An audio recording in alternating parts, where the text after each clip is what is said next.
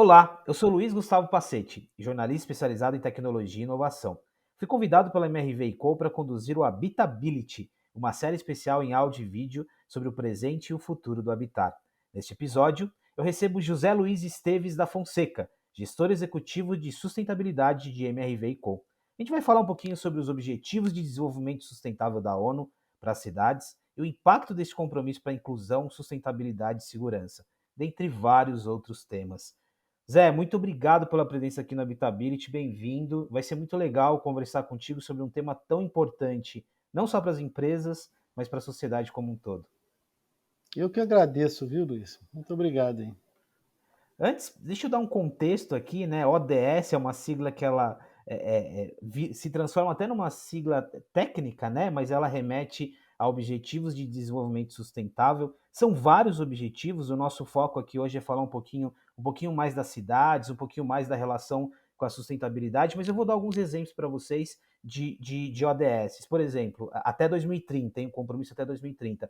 Erradicação da pobreza é ODS número 1. ODS 2, fome zero e agricultura sustentável. Depois a gente tem educação de qualidade, por exemplo. E a ODS 11, que é sobre cidades e comunidades sustentáveis, que tem um pouquinho mais de relação aqui com a nossa conversa. São vários compromissos, né, que não envolvem somente iniciativas públicas, mas toda a sociedade, órgãos, entidades, inclusive as empresas.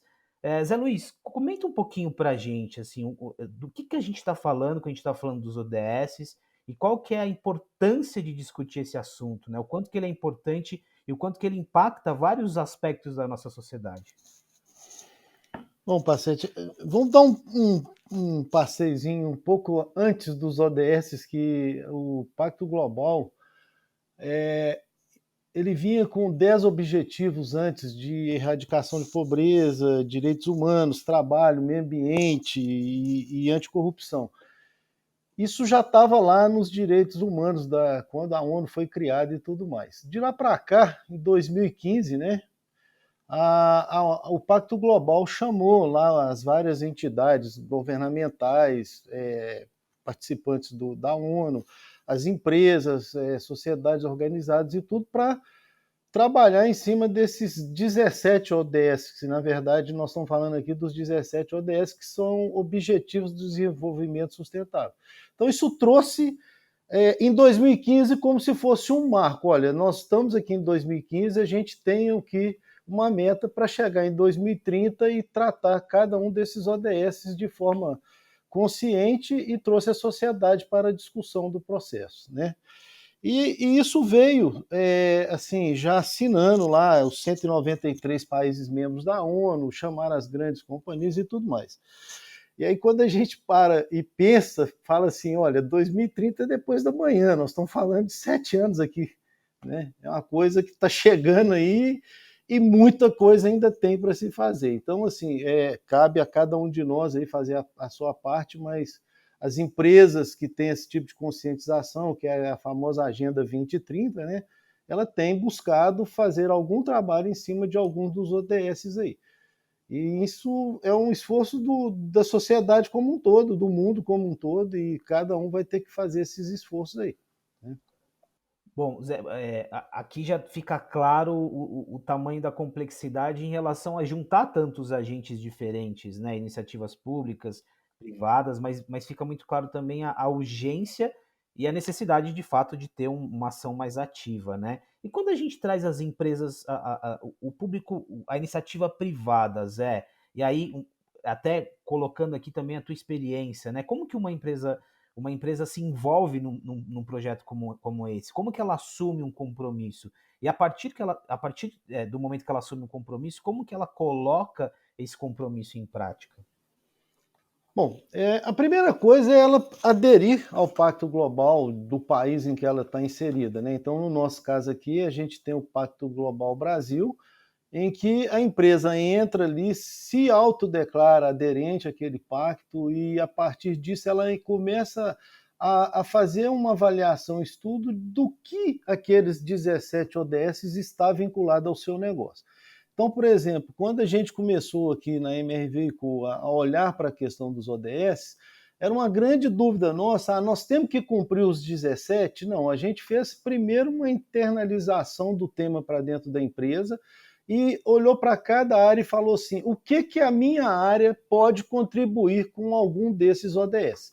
Então, quando a gente fez esses estudos, é claro que se a gente tem, nós estamos falando aqui, vamos falar do ODS 11, o ODS 11 fala de cidades sustentáveis e comunidades, ou seja, a gente é o core business da MRV com o habitat, a moradia, né? Então tem tudo a ver com a gente, mas atrás disso a gente tem lá a questão de erradicação da pobreza, a questão de acessibilidade, várias situações que você vai colocando. Fala, olha, eu consigo fazer um pouquinho aqui, um pouquinho ali. Então, quando você pensa num projeto, ele acaba vindo com outros ODS embarcados. Quando a gente fala em energia, que tem a ver com habitar também, então a gente trouxe a questão do ODS da energia renovável, quando a gente começou a colocar as energias fotovoltaicas para esse processo. Então, isso tudo veio trazendo isso aí. E quando a gente olha para a questão de instituições e parcerias, a gente traz o ODS 17 muito forte também, quando a gente busca algumas parcerias com instituições, igual a gente acabou de assinar esse ano uma parceria, e fomos a primeira empresa no mundo a assinar uma parceria com o ICLEI. E com o ICLEI ele trouxe essa pegada de meio ambiente para o processo, de validar ideias e soluções sustentáveis para as cidades, em que a gente estaria ali inserido. Então acaba que eles nos ajudam a identificar oportunidades de melhorias naquela comunidade onde a gente está próximo. Então, assim, o que a gente, cada um tem que fazer é, esse ODS meu, o que na minha casa eu consigo aplicar? Eu posso reduzir o desperdício de alimento, eu posso trabalhar com redução de resíduos, eu posso pensar em reduzir energia. A condição em que eu moro hoje, os últimos 2 anos mostrou isso, que as pessoas buscaram trabalhar com melhores condições de vida, né, de morar e tudo, para exatamente falar assim, olha, eles pensaram e falaram assim, olha, será que eu estou morando bem? Será que eu tenho aqui na minha casa condições de morar? Esse transporte de ir até o trabalho faz sentido ou não faz? Começou a repensar várias coisas, mas assim, isso tudo parte da gente, é atitude nossa, cada um tem que olhar ali dos 17 e falar assim, o que eu posso contribuir? Junto com isso veio toda a sociedade organizada, os governos que têm lá que fazer algum tipo de esforço, as empresas, porque hoje quando você fala em economia, nós temos grandes empresas aí que elas faturam mais que muitos PIBs aí mundiais. Então ela também acaba virando muito mais do que um país. Se você parar para pensar, tem grandes corporações aí que têm faturamento que ela consegue fazer projetos melhores que os órgãos governamentais que estão ali presentes também. Entendeu? Zé, você mencionou alguns aspectos muito interessantes aqui. O primeiro que é a participação, né? Como que você precisa engajar internamente a companhia, né? Os departamentos, as áreas, para que eles também estejam no mesmo caminho ali, né? E um outro aspecto também é a decisão sobre os ODS, o que faz sentido. Eu achei interessante o exemplo que você deu. Alguns ODS você atua diretamente, mas outros estão indiretamente relacionados, né? No fim das contas está tudo ligado, mas eu achei interessante, porque tem uma questão de foco também, né? O foco que eu vou dar, obviamente, eu não vou abraçar todos, mas eles estão se conversando ali. Ô Zé, você falou sobre parcerias, né? E um pouco do envolvimento da companhia com outros agentes. O que você aprende como empresa de trabalhar em conjunto, né? A gente fala muito sobre processo de inovação, processo de cocriação. Quando você senta com outros agentes, independentemente se é público, privado, o que uma companhia aprende nesse processo? E aí é um lado também muito interessante aqui dos ODS. A gente aprende muito, porque, por exemplo, eu não consigo estar presente em todos os 17 ODS. Aí, quando eu busco parcerias, por exemplo, de energias renováveis, a gente começou a buscar parcerias em energias renováveis. Com o Reclay, foi uma parceria de trazer soluções de cidades sustentáveis que eles estão presentes no mundo inteiro, e aí a gente pode trazer uma experiência, por exemplo, de Madrid, da Espanha, para projetos nossos no Brasil, a gente pega algumas soluções que deram errados ali e fala, olha, isso aqui não faz sentido eu trazer isso para o Brasil, porque já deu errado, por que eu vou tentar fazer a mesma coisa? Então, assim, hoje a gente busca muito isso, essa integração. Quando você fala em inovação, né, e os ODS trazem isso na pegada dele, de economia circular, de aumento de produtividade consciente, de redução de desperdício. Isso tudo tem também a ver com inovação. Você não consegue pensar nada hoje se não está trabalhando com contribuições mútuas, né? A gente busca hoje grandes parcerias com o pessoal de tecnologia, pessoal de energia, de às vezes até com consultorias que faz todo sentido estar ali presente naquele projeto. Então, quando eu falo de energia, quem que eu vou buscar? O pessoal que mexe com energia, quem está ali à frente, está desenvolvendo e tudo. E eu vou ser um usuário ponta deles, ou eu vou estar também inserido no processo, gerando algum tipo de energia renovável nesse negócio. Isso faz aquela troca de experiência. A energia foi uma experiência interessante, que a gente foi em duas concessionárias estaduais aí, que estão, uma delas hoje até privatizada, que nos trouxe a experiência de gestão de energia e a gente também demandou eles de como levar isso para dentro do empreendimento. E aí você começou a fazer, a gente aprendeu junto, assim, o que era aquilo de novo, de colocar energias renováveis para dentro de um condomínio, de mais ou menos 200, 300 apartamentos. Como que isso ia funcionar? Qual que ia ser o dispêndio de espaço? Isso tudo veio trazendo experiências que a gente foi buscar fora. Teve equipe que viajou para o exterior e conheceu o que estava sendo de mais moderno nisso lá. Isso foi trazendo, tá, o Passetti? Isso aí... hoje você não consegue manter o negócio se você não trouxer esse tipo de parceria. Então, quando você fala lá em erradicação de pobreza, você está falando em reduzir também alguns problemas de violências urbanas. Você começa a pensar a cidade como uma cidade segura. Quando você melhora o entorno de algum empreendimento, quando você trabalha com acessibilidade, com iluminação, você começa a pensar também, olha, vamos investir em educação, porque se eu qualifico aquele trabalhador, eu consigo melhorar a minha produtividade. E aí a gente começa a pensar, onde que eu vou fazer? Isso é core business da MRV, por exemplo? Não, isso tem pessoas e empresas que são especializadas nisso. Aí a gente foi buscar uma parceria ali para trazer um projeto já estruturado, de projeto de vida dessa equipe nossa, principalmente aquela pessoa que está ali na base da pirâmide nossa, que está ali buscando uma oportunidade, mas que nunca teve. Então você às vezes recebe em nossos canteiros pessoas que não têm conhecimento de ler e escrever, são analfabetos. E aí como que a gente vai pôr essa pessoa para dentro do processo aí da Agenda 2030, que é erradicar, né, trabalhar com educação e erradicar o analfabetismo? Então a gente começa a olhar, opa, esse ODS faz parte aqui do nosso processo. Vamos trazer ele para o nosso negócio também, entendeu? Então você vai buscando isso, é dia a dia, é igual fala, a gente vai todo dia enxergando, opa, tem uma oportunidade do ODS 7 aqui, ou vamos pegar o ODS 8, vamos pegar o ODS 10, cada um a gente vem trazendo em projetos que cabem dentro do core business da empresa. Zé, quando você falava um pouquinho ali sobre as experiências, né, de cocriação, de troca, é uma descrição muito clara da inovação aberta, né? E aqui independe o motivo de você estar atuando na inovação aberta, mas você está atuando com outros elementos que não somente dentro do seu ecossistema, e isso é uma transformação para a empresa como um todo. Ô Zé, daqui a pouco a gente vai falar um pouco mais do impacto social e sustentável, mas ainda nessa mesma linha que você vem trazendo para a gente, tem uma mudança, eu já falei de uma mudança na cultura da companhia, mas tem uma mudança até mesmo no serviço e no produto que você oferece, né? Você, porque nesse processo de descoberta, você entende melhores práticas, melhores processos, melhores formas de levar a experiência para os consumidores, tem um impacto direto no negócio também, né?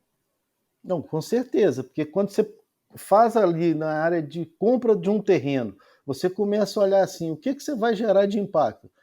Aí você vem trazendo ali a questão de acessibilidade, o que você vai colocar ali de habitabilidade do empreendimento. Então você começa a pensar, eu preciso levar energia, preciso levar saneamento, que muitas das vezes as cidades brasileiras não têm um saneamento necessário. Aí você tem que estar pensando no saneamento. Ah, tá, e tem escola ali perto, tem projetos de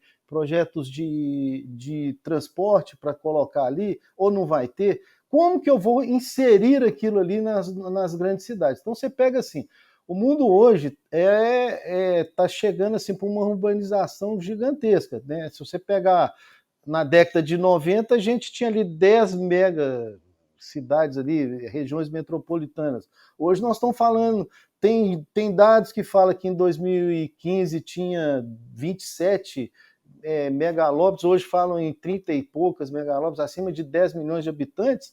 Isso aí começa a trazer um monte de problema de urbanização para a cidade. E cabe a gente, como empresa, ajudar na solução disso. Eu não posso trazer mais problema para essa cidade. Quando eu trago essa solução, a gente começa a pensar assim, o que eu posso melhorar daquele entorno? O que eu posso trazer de acessibilidade para aquele morador? E hoje as pessoas têm procurado morar próximo dos locais de trabalho. Né? Eles têm tentado ficar mais próximos ali de deslocar o mínimo necessário. E aí você tem que criar condições em volta. Então, quando você pensa num produto hoje de habitação, você tem que pensar em todos eles. E aí a gente, de novo, o que eu posso, no meu projeto, ajudar no cumprimento daquele ODS? Eu vou trazer a questão de acessibilidade de deficientes, a questão de acessibilidade de idoso, que a gente parar para pensar hoje, a população brasileira está envelhecendo. Antigamente era um país de jovens, hoje a população deu uma envelhecida. E aí, como que esse idoso do futuro vai estar vivendo? Ele vai ter condições de caminhar sem gerar acidente? Ele vai ter condições seguras de andar sozinho pelas ruas? Isso tudo tem que estar sendo pensado hoje para que 2030 esteja resolvido.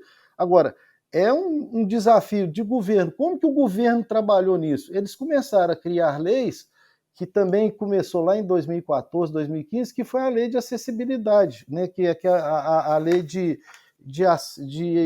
minorias lá das urbanizações e tudo.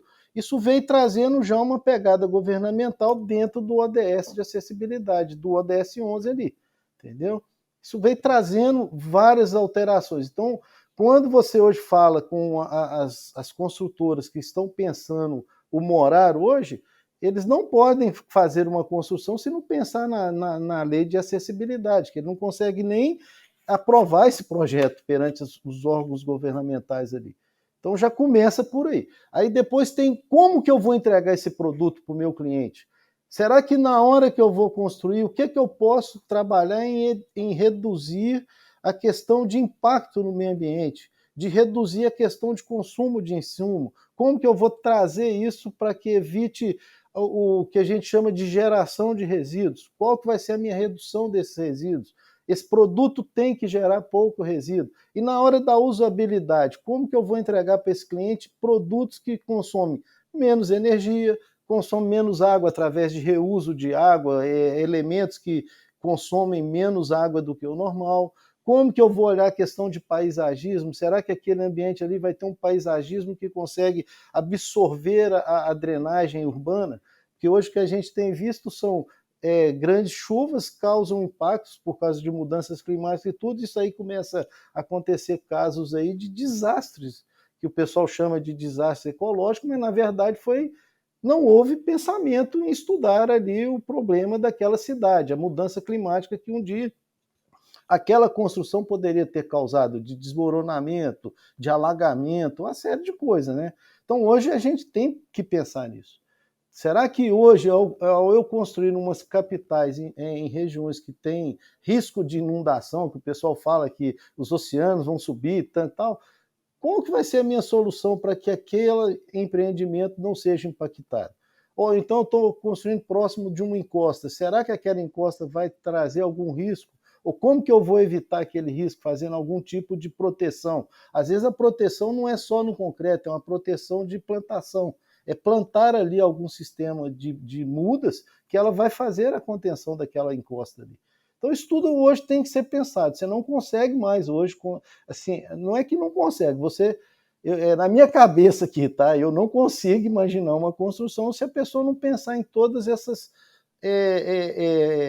condicionantes, vamos dizer assim, ou variantes de morar. E o que pode ser melhor para aquela pessoa. Então, isso hoje é um grande desafio para arquitetos, que começam lá quando eles pensam, urbanistas, e eu tenho formação de engenheiro, eu sou engenheiro civil. Então, assim, para eu que faço obra, qual que vai ser ali o impacto no futuro? O engenheiro hoje tem que estar pensando nisso, ele não pode estar pensando ali só naquele momento.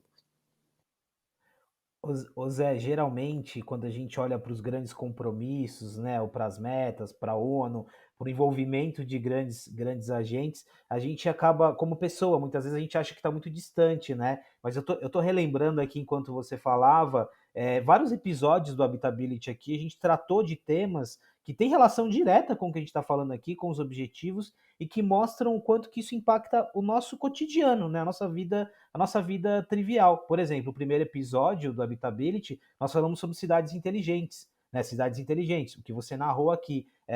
No terceiro episódio, sustentabilidade, no papel da sustentabilidade. Teve senior living, mobilidade urbana. Então, de certa forma, está tudo muito relacionado e isso impacta diretamente o nosso dia a dia, a nossa forma de viver, né? A nossa relação com a sociedade. Ou seja, meu querido ouvinte, minha querida ouvinte, os ODS têm relação direta com o nosso dia a dia. Ô Zé, você mencionou um pouquinho ali do prazo, né? 2030, a gente está falando aí de 7 anos praticamente, considerando que 2022 já caminha para o fim. Qual que é o contexto hoje dessa agenda? E aí, claro, olhando numa perspectiva mais ampla, né? Olhando um pouquinho para o Brasil. Qual que é o contexto? Quais são os desafios? Essa agenda ela vai ser cumprida? Não vai? Eu estava dando uma pesquisada que os percentuais ainda estão baixos, né? Como que a gente pode situar os nossos ouvintes nesse contexto? O contexto não é muito, vamos dizer assim, otimista. Tá? Na minha opinião, a gente está um pouco atrasado, ou muito atrasado. Então, por exemplo, o próprio Pacto Global, todo ano, ele cria lá o que a gente chama de ambições pelos ODS, em que cada empresa busca alguma ambição e divulga essa ambição para o mercado e para a sociedade como um todo, que ela vai ajudar naquela contribuição. Então, por exemplo, teve um ano aqui que nós aqui na MRV Co fizemos uma ambição pelo ODS, que era a redução do consumo de água, e a gente entrou com um projeto de reuso de água para construções populares. Existe hoje esse modelo para habitações de alto luxo, só que para a construção popular ela ficava inviável pelo preço do produto em si. Então a gente começou a estar, e estamos nesse estudo aí de novo, trazendo inovação, parcerias com universidades que a gente tem, parcerias com outras empresas do ramo, para que como que nós vamos baixar esse custo para esse futuro morador? E aí eu viabilizar uma questão de redução no reuso de água. E aí, Pacete, quando eu falo assim redução, às vezes as pessoas que têm alto poder aquisitivo falam assim, isso vai trazer 20, 30, 40 reais de desconto na minha conta de água. Para ele não é muito, mas para um morador que está lá de baixa renda, que está morando ali com uma certa dificuldade, pagando o financiamento e tudo, sobrar esse dinheiro no final do mês para ele é um novo modelo dele pensar de um modelo de alimentar melhor, de uma questão dele investir numa educação, ou até mesmo ele investir em questão de decoração dentro da casa dele. Então começa a sobrar um pouquinho, para ele faz sentido. Entendeu? Então a ideia é essa, a gente trazer esse produto no futuro para que isso hoje algumas capitais brasileiras tornam isso como obrigatório dependendo do projeto, e o restante não é obrigado. Então isso está trazendo algumas soluções inovadoras de como que a gente vai reduzir esse custo de implantação. Quando eu falo com você assim, nós estamos com 7 anos ali, eu olho para dentro da empresa que a gente está inserido e fala assim, a gente já andou muito de 2015 para cá, mas eu tenho ainda muito para andar até 2030. E esse muito para andar, a gente está trabalhando exatamente o que eu acabei de falar. É um esforço de cada um.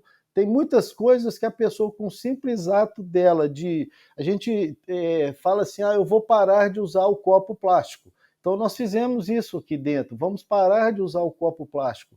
Isso acaba, eu reduzo o impacto no meio ambiente, eu começo a trazer uma consciência ecológica para o modelo e, ao mesmo tempo, a pessoa começa a pensar assim, olha, vamos pensar em não consumir água à toa, vamos tratar de, na hora que eu faço ali, eu coleto a minha água com a garrafinha, eu começo a reduzir, às vezes, até o desperdício daquela água. Tá? Então a gente tem que pensar muito nisso, é das empresas de dentro, as empresas para fora, que quando eu falo para fora é você saiu da empresa, você tem que continuar pensando no ODS lá na sua casa, no seu condomínio.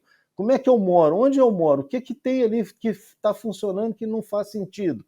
Às vezes você está ali no seu condomínio, você está vendo ali, a gente viu nesse período de pandemia, caixas e mais caixas de papelão sendo entregues nas casas, e aquilo gerou ali um impacto de aumento do resíduo sólido urbano. E o que isso foi feito? Será que aquilo foi reciclado 100%? Será que aquilo gerou algum tipo de economia circular? Ou simplesmente foi jogado fora? É isso que a gente tem que começar a pensar. Então, por exemplo, eu dentro da minha casa eu já faço isso aí há muitos anos. Eu segrego o resíduo sólido, o resíduo orgânico. Eu não consigo pensar na minha vida se eu não tiver isso hoje. Isso já vem educando meus meninos. Então, assim, hoje isso é natural dentro da minha casa. Os meus filhos já estão um com 20, um com 22, eles fazem isso naturalmente, eles já sabem ali, já chega. Então, um deles que foi morar no exterior, os dois hoje moram, mas logo quando esse mais velho foi morar no exterior, num apartamento dele, já estava ali definido dentro da universidade o tipo de resíduo que ele podia jogar no container, o tipo de resíduo que ele podia jogar em outro. Isso ele já pegou aquilo naturalmente, ele falava, olha, aqui, pai, a gente só pode passar o cartão para descarregar resíduos reciclados.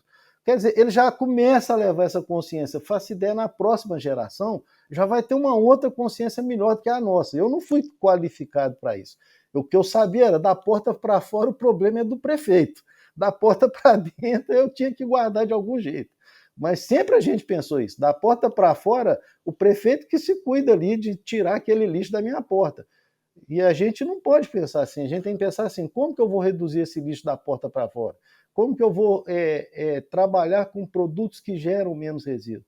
E a construção civil não é diferente. Na hora que eu compro um produto para ser inserido no processo construtivo, eu tenho que pensar como que eu vou trabalhar com ele reduzindo a geração de resíduo. Ou então, como que eu vou construir que aquela construção não vai fazer a geração daquele resíduo.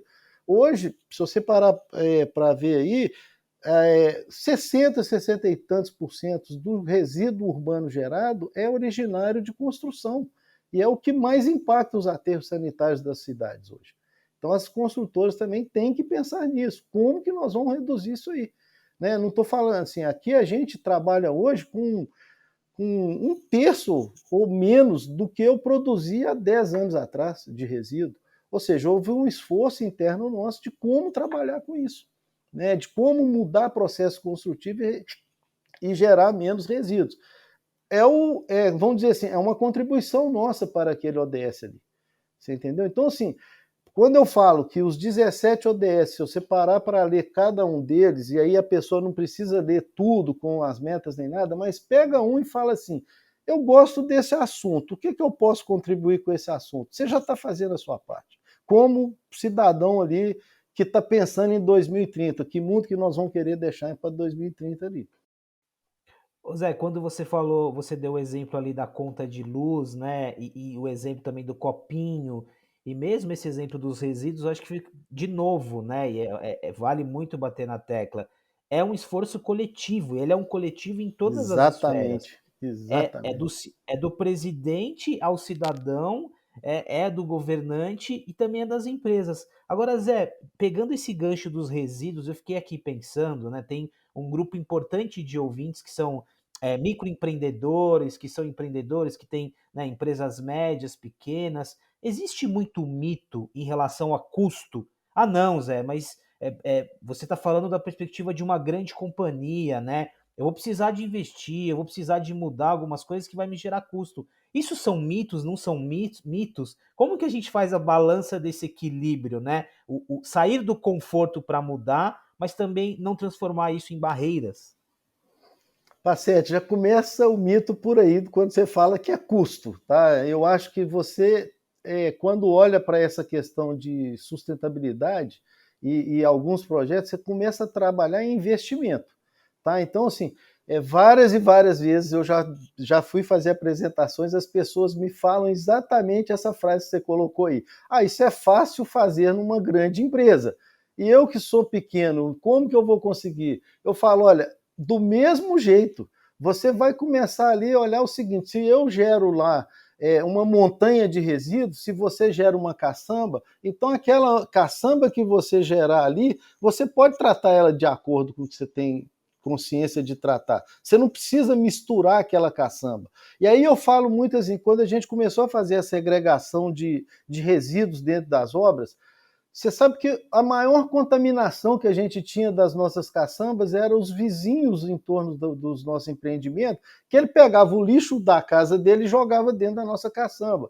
Ao fazer aquilo ali, ele contaminava a caçamba. Então, todo o esforço que eu tinha feito de segregar o tipo de resíduo, ele ia lá e me poluía aquilo ali só do ato de jogar um saco de lixo ali, orgânico ali dentro. Então, isso aí, quando a gente fala assim, é possível fazer sustentabilidade independentemente do tamanho da empresa, é possível.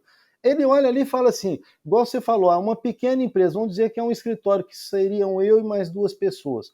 Qual que vai ser o esforço deles? Olha, vamos pensar em como trabalhar com redução de energia. Se eu sair para o almoço, apaga a luz. Se eu for almoçar, o que eu estou gerando de resíduo? Eu consigo segregar o resíduo aqui desse almoço de alguma forma do delivery que chegou ali? Então, vamos ver, isso aqui é papel, vamos segregar o lixo meu. Que na hora que ele leva isso para a prefeitura recolher, o sistema de limpeza urbana recolher, ele consegue chegar no bairro dele e falar assim, olha, no meu bairro tem uma coleta seletiva a cada uma vez na semana. Beleza, então ele consegue colocar aquilo ali todo dia, quinta-feira, ele vai lá e separa aquele lixo e deixa ali. Ah, mas eu consigo reduzir como? Reduz, diminui a impressão, começa a trabalhar em reuso de, se você imprime de um lado só, imprime dos 2 lados. E isso uma empresa pequena não está investindo em nada, ela está gerando economia para ela, que ela começa a parar de consumir tinta, ela começa a parar de consumir papel, entendeu? Então, assim, não precisa ser gigante, é que eu falo, o que o pessoal erra muito quando olha para os ODS é que ele tem que olhar o seguinte, no meu negócio, o que eu posso contribuir? Se eu não posso no meu negócio, eu pessoalmente, em que eu posso contribuir? Então, por exemplo, quando a gente utiliza o carro, né, nas grandes cidades, será que aquele carro ali, eu utilizo às vezes o meu carro sozinho, aquilo me incomoda. Mas é uma situação, às vezes, das cidades onde a gente está inserido, que não tem um deslocamento adequado de transporte público. Né? Que você pega aí, quando você tem um transporte público eficiente, a pessoa não precisa de utilizar o carro. E as cidades nossas hoje não estão preparadas para isso. Ela tem um problema sério de transporte público. E aí, o que uma empresa pequena pode fazer para ajudar? Vamos trabalhar próximo ali da onde eu moro, próximo de onde eu estou trabalhando. Isso hoje, as cidades tinham uma dificuldade antes, por exemplo, que eles tinham uma legislação que proibia de você trabalhar em casa. Você não podia ter um CNPJ no mesmo lugar que você morava. E aí a lei veio com essa questão de toda a pandemia, que o pessoal viu e falou, olha, eu tenho que mudar isso e permitir que nas casas tenha CNPJ. Que aí começou, você às vezes é um trabalhador off-site, você é um autônomo, presta serviço, e você pode trabalhar de casa, você não precisa ir para um escritório trabalhar. Às vezes o que está dando hoje grande solução nessas pequenas empresas é o coworking, né? Essas empresas de coworking, que também alugam espaços. E esses espaços ali você vê 10, 15, 20 pequenas empresas trabalhando, ou seja, em vez de ter ali um exclusivo para ele, ele está compartilhando espaço. Isso é uma forma de ajudar nos ODS urbanos ali, entendeu? Esse é outro assunto que apareceu no episódio 6, o trabalho, né? O impacto do trabalho nas nossas dinâmicas. Ô Zé, é Você está interessante, vendo né? como é que nós estamos falando em ODS o tempo inteiro? Tá No tudo seu muito, dia a dia, você conversa com eles sem perceber, entendeu? tá tudo muito conectado. E é interessante, quando assim que a gente começou a nossa conversa, eu imaginei, nossa, mas esse assunto ele pode nos levar para um lado técnico, né? Mas foi tão assim, você foi didático, né, nos exemplos, mas não é nada técnico, é um assunto que tem a ver com o nosso É, dia a dia, como eu já disse várias vezes, né? O interessante, Passetti, que os ODS não tem nada técnico mesmo. Ele é tão assim à vontade que ele não te coloca números. Se você lê os ODS, ele fala assim: erradicar a pobreza, erradicar a educação, melhorar isso. Ou seja, ele te dá uma meta. Aí quando você vai lá e assume um compromisso, aí sim, o Pacto Global te chama para assinar ali um desafio. Qual que vai ser o seu desafio? Isso é um compromisso que a empresa faz. A gente, como cidadão, não precisa pôr um número ali. Se você fizer aquilo ali no dia a dia, você está trazendo, ajudando naquele processo. Então, quando você me falou lá no início, é fácil, nós vamos cumprir? Eu acho assim, primeiro, cada um tem que fazer a sua parte, não vai ser fácil. Não vai ser fácil. Agora, várias e várias ações, quando chegar lá em 2030, a gente pode olhar e falar assim: bom, nós cumprimos isso, então vamos pegar isso aqui agora e vamos fazer uma redução e focar onde não foi cumprido, né? Onde que ficou abandonado. E o que podemos resolver isso? Aí talvez a gente vai colocar uma meta para mais 5 anos. Eu não sei, realmente, todo ano, quando a gente tem ali as discussões com o pessoal do pacto e tudo, quando a gente vai para algum evento, o pessoal sempre tem discutido o seguinte: como que nós vamos estar em 2030? Que mundo que eu quero deixar para as novas gerações? Né? Nós não podemos parar de viver. Você concorda que assim, a minha geração, a sua, foi criada sem pensar nisso. A gente tinha lá uma doideira lá no fundo atrás, falava: vai faltar comida, vai dar isso, vai dar aquilo, mas o mundo foi se adaptando, foi melhorando a questão de produtividade, mas ainda tem gente passando fome. E como que nós vamos levar isso? Né? E isso que às vezes a gente tem uma alta tecnologia, mas o básico que é alimentar hoje tem gente que não tem. Então, como que nós vamos pensar isso? Aí uma construtora está pensando nisso, ela tem que pensar, porque essa alimentação vai poder impactar nela de alguma forma no futuro. Né? Isso acaba trazendo, por isso que eu falo assim, a gente tem que olhar para os 17 e falar assim, o que cada um pode interferir. Tem uma meta aqui que faz sentido para o meu core business. Então vamos pedir aquela área de contabilidade da empresa para olhar isso? Vamos pedir a área de comunicação da empresa para olhar isso? Vamos pedir a área de produção, que é o pessoal que produz lá para nos ajudar nisso. Cada área vai contribuindo com um pedacinho, não precisa ser em todos os ODS, mas se ela me ajudar em um deles, ela já está me ajudando ali, entendeu? E é isso que a gente busca muito aqui dentro da MRV Co, é isso.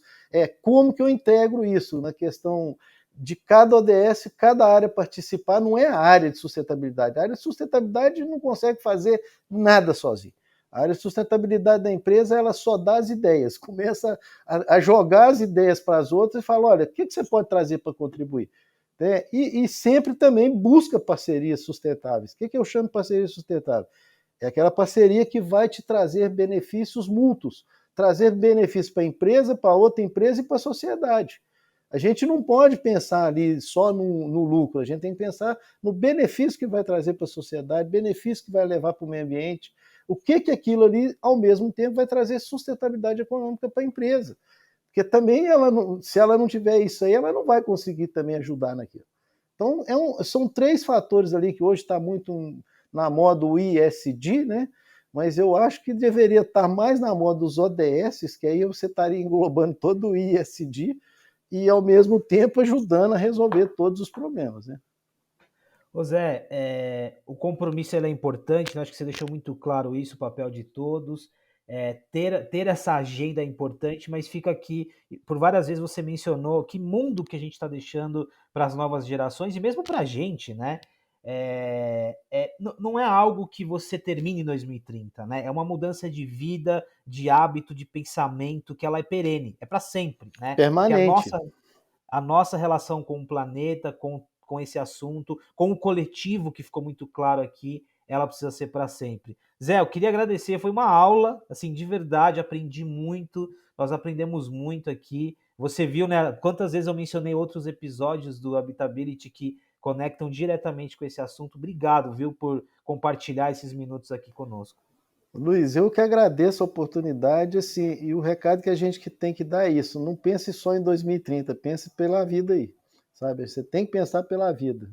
Amanhã é o 2030, entendeu? Você tem que estar sempre pensando nisso. Amanhã é o 2030. Muito obrigado aí pela oportunidade aí. Estamos dispostos aí.